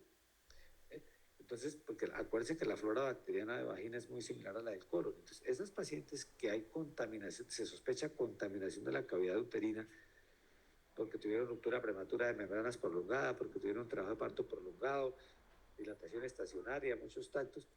Esas pacientes usted le da una combinación que le cubra gramnegativos y anaerobios. Entonces, un aminoglicósido asociado a metronidazol o a clindamicina suele una buena opción. Y se lo debe dejar al menos 24 horas de profilaxis. Fíjense que en la cesárea electiva decimos una dosis y una cefalosporina de primera generación. En la cesárea, donde se sospecha que hay contaminación, le amplía el espectro y la deja 24 horas. Ese es el esquema de profilaxis, es diferente. Ahora, si las pacientes son portadoras de estreptococo, usted sabe que se debe manejar con ampicilina durante el trabajo de parto, o si es cesárea también, al menos 24 horas de tratamiento con ampicilina. Y lo que les decía, los trabajos de partos prolongados, instrumentados, pues con trabajo de parto prolongado también puede requerir antibiótico 24 horas con un espectro más amplio. Igual, si ustedes tienen un desgarro grado 3 o 4, es importante que esa paciente se le dé profilaxis antibiótica, porque si se llega a infectar, va a quedar con un déficit esfinteriano, que es una secuela muy jodida de manejar después. Entonces, cuando hay un desgarro de ese tipo, generalmente damos también una profilaxis de amplio espectro, la manejamos en partos, una dosis de una aminoglucosis, dependiendo del peso de la paciente, un gramo de amicacina o 160 o 240 miligramos de gentamicina y una clindamicina. Eso le da una profilaxis. Y lavar muy bien las heridas. Acuérdense que es importante para evitar la infección del sitio operatorio, tanto en cesárea como en episiotomías, que más que secar hay que lavar esas heridas para que no queden bacterias ahí. Lo hacemos también para evitar endometriosis, ¿no? Acuérdense que hay endometriosis de la episiotomía y endometriosis de la cicatriz de cesárea. Entonces, por eso, por cuestión de evitar endometriosis y por cuestión de evitar infección, es importante que se laven esas heridas a medida que se van suturando. El tratamiento de la endometritis, pues, es individualizado de acuerdo al estado de cada paciente, obviamente. Vamos a hacer una evaluación general, vamos a hacer unos exámenes generales como un hemograma o una PCR, ecografía en los casos de parto. En la cesárea no sospechamos que haya restos porque en la cesárea ustedes ven que uno revisa exhaustivamente la cavidad uterina antes de hacer la histerografía. Pero en los partos sí. Acuérdense que pueden haber restos como una de las causas frecuentes de endometritis postparto. Entonces, en una ecografía, si se ven restos, hay que hacer un legrado. Hay que sacar esos restos que están infectados. Un gran incultivo de la secreción cervical, es bueno hacerlo, en muchos sitios no se hace, pero sería prudente hacerlo. En casos de sepsis, tomar hemocultivos, que estamos sospechando sepsis, hacer pruebas de coagulación, creatinina, gases arteriales, eso cuando estamos sospechando que la paciente está séptica. Y las medidas terapéuticas, pues, incluyen líquidos endovenosos en las pacientes que requieran hospitalización. Si es una endometritis inicial, que no estamos sospechando compromiso general de la paciente y la puedo manejar hasta ambulatoria, pues no necesitamos canalizarla. Una paciente que no estemos sospechando restos, se puede manejar, pero obviamente con los antibióticos adecuados, con algo para anaerobios y para gram negativas, un aminoglicósido o asociado a un para anaerobios como clindamicina o metronidazol. Usted le puede dar metronidazol oral y aminoglicósido parenteral y van a hacer un manejo ambulatorio si la paciente está en muy buenas condiciones generales y usted está seguro que es una endometritis, que no tiene más problemas, le hace una ecografía y no tiene retención de restos. Esa paciente, y la paciente no está séptica, esa paciente probablemente la pueda manejar ambulatoria. Los otros casos son los hospitalizados, entonces antibióticos de amplio espectro, profilaxis anticoagulante cuando estemos hablando de sepsis avanzado de shock séptico o cuando estemos sospechando tromboembolismo séptico de vasos pélvicos, el legrado uterino cuando sospechemos restos y la histerectomía es parte del tratamiento, sobre todo cuando sospechemos miometritis. Es la sospecha en pacientes con sepsis o con shock séptico que no mejoren rápido un tratamiento convencional. Esos pacientes hay que pensar en hacer histerectomía porque elimina el foco séptico. De la infección de herida quirúrgica, ¿qué podemos decir de la infección de herida quirúrgica? Pues, ¿cuáles son los gérmenes más frecuentes? Los gérmenes de piel, como estafilococo, gram negativos, pero también los gérmenes de vagina, cuando ha habido una cesárea por trabajo de parto prolongado, etcétera, muchos tactos, aparecen los gran aerobios también, los gran anaerobios. Entonces, diagnosticada la infección de herida, obviamente, tenemos que descartar si hay endometritis o no, porque si no hay endometritis y la secreción del cervix es normal y uno puede poner un espéculo, secar con una gasita los bloqueos, mirar si son fétidos o no, y luego pasar una pinza de curación o Foster hasta la cavidad uterina y abrirla a nivel del cervix para que salga el contenido que hay dentro de la cavidad y analizarlo, si es purulento o si es fétido. Si es normal y descartamos que no hay endometritis o la infección de herida, pues pensamos que los gérmenes más comunes son los de piel, estafilococo, primero, segunda opción gram negativos, pero no vamos a pensar en anaerobios. Al contrario, si hay endometritis, entonces vamos a ver que hay una infección combinada de útero y de herida, sospechamos que la infección fue ascendente y entonces el manejo inicial debe incluir antibióticos que me cubran gram negativos y anaerobios.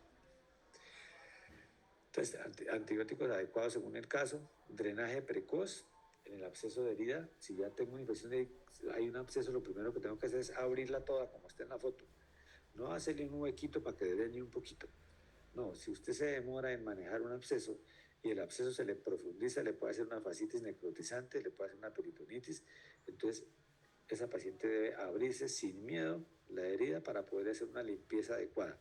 El mejor tratamiento del absceso es drenarlos, entonces se abre toda la herida, hasta, pues sin incluir la aponeurosis, lo que es la grasa y la piel, para poderla lavar y se dan antibióticos.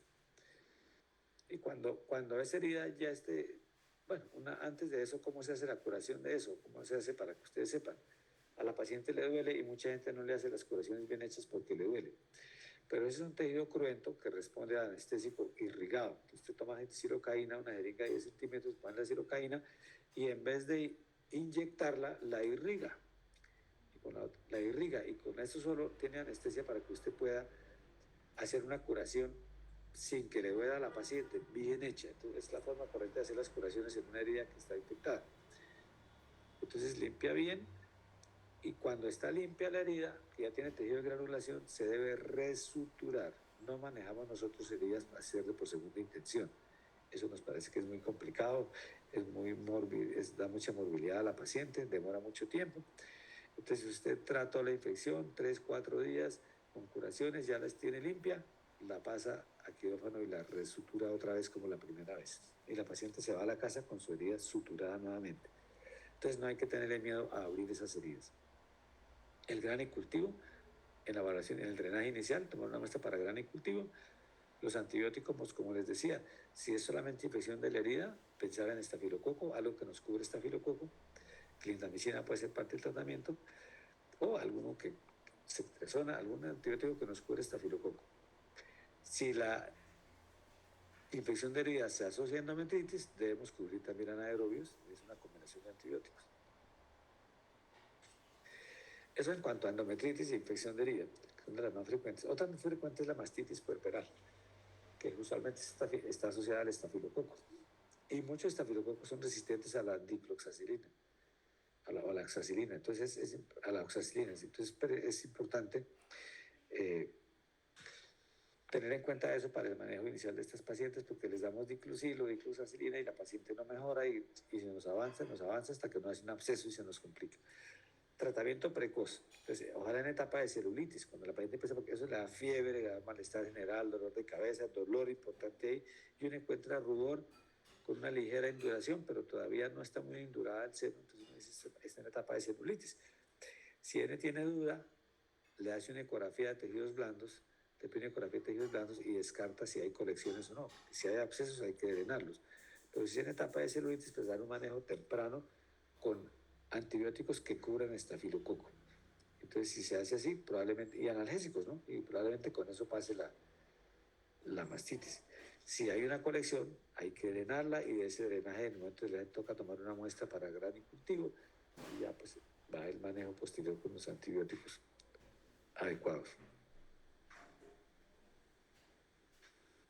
Bueno, eso era más o menos algunos conceptos sobre la infección puerperal, las infecciones más frecuentes después de un evento obstétrico, que son entonces la endometritis, las infecciones de herida, bien sea herida de abdomen, de cesárea o bien sea una episiotomía, la mastitis, y nos quedó la infección urinaria. Entonces ya la infección urinaria ya la manejan, es simplemente decirles que la piensen. Una paciente que tiene fiebre en un puerperio, que no tiene signos de mastitis, que no tiene signos de infección en herida ni endometritis, piensen en infección urinaria como una posibilidad también. O sea, no olvidarse de esto. Aquí debe haber preguntas. Entonces miremos a ver qué preguntas tienen de lo que hemos charlado hoy.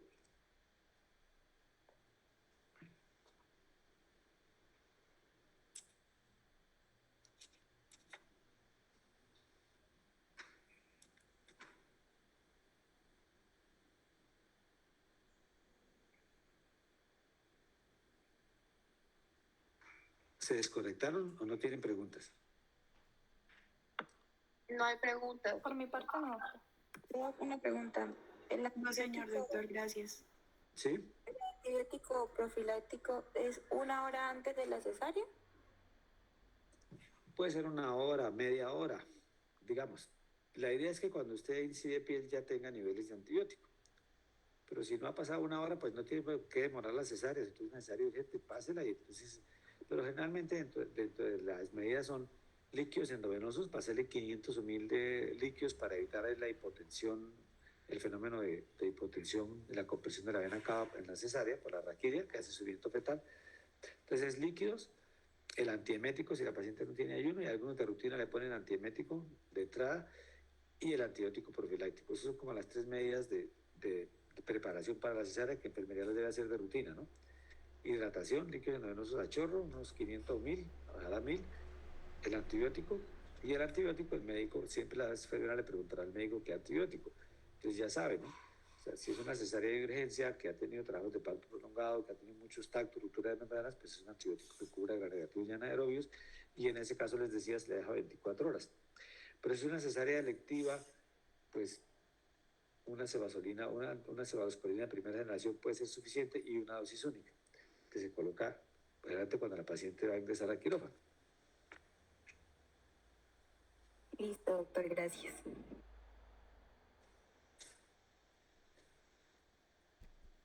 Bueno, próxima.